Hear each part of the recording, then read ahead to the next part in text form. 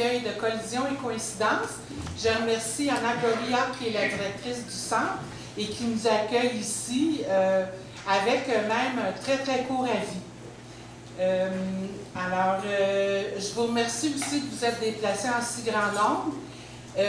On est 10 auteurs. Il y a 10 auteurs du recueil qui sont ici. Présentement, on attend Estelle.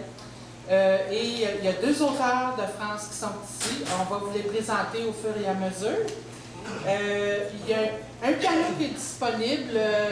On l'avait mentionné. S'il y a des gens qui jamais... est-ce qu'il y en a qui savent jouer du piano? Vous êtes libre aussi d'accompagner si vous voulez. Maintenant, point de vue statistique, je reviens.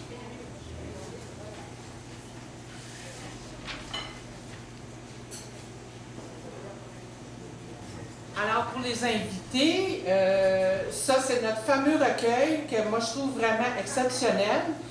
De un, il regroupe un nombre exceptionnel de co-auteurs pour un total de 67. Et de 2, ça s'est fait dans un temps record grâce aux efforts de Nicole, de Réal, de Corinne, qui vous seront présentés plus tard aussi. Pour les statistiques que j'appelle, on en a 15 du Canada, 14 du Québec, une du Nouveau-Brunswick, 46 de France, une de Suisse et 3 de la Belgique, un du Liban et un du Congo. À mes yeux, c'est extraordinaire. Alors, je remercie tout le monde qui ont participé et qui ont contribué à ça. Voici. Et il y a peut-être 2 auteurs qui ne sont pas présents. Anna, est-ce que tu avais mentionné que... Est-ce qu'il y a des gens qui ne voudraient pas être filmés ou photographiés? Il n'y a pas de problème avec ça? OK, parfait. Parce que normalement, il y a une section spéciale pour ça. C'est ça. Alors, il y a seulement quelques exemplaires du recueil qui sont disponibles. Moi, j'en ai un. Est-ce qu'il y en a d'autres qui ont un exemplaire qui est disponible pour acheter? Non? Alors, il y a juste moi. C'est pas grave. S'il y a quelqu'un qui est intéressé, vous viendrez me voir.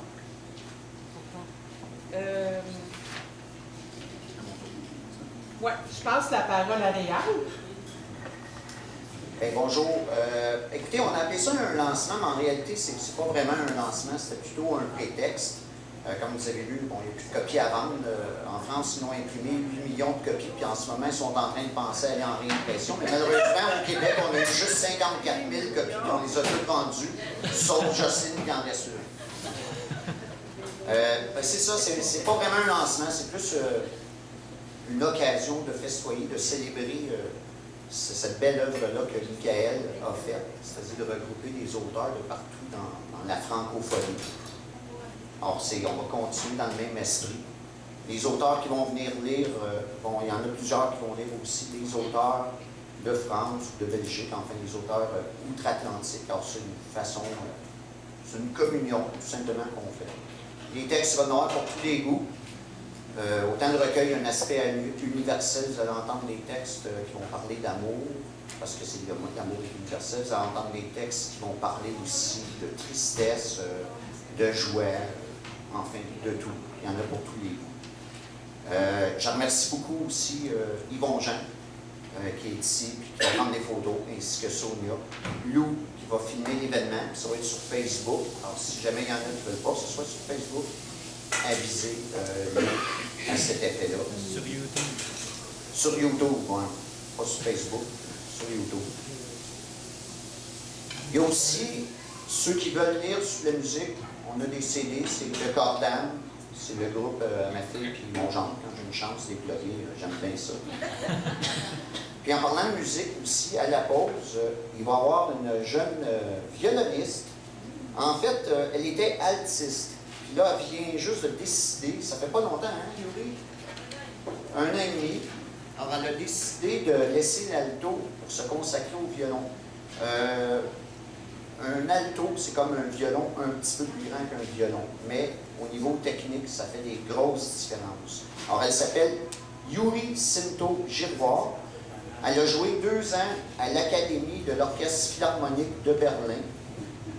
Elle a joué aussi pendant 2 ans au Brésil pour le groupe Heliopolis.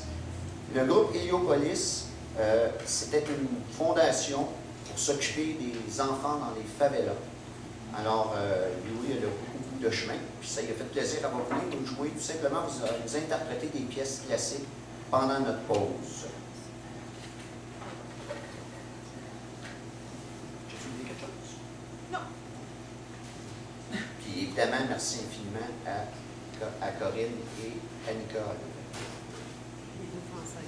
D'ailleurs, sans plus tarder, je vais inviter, oui, les 2 Françaises.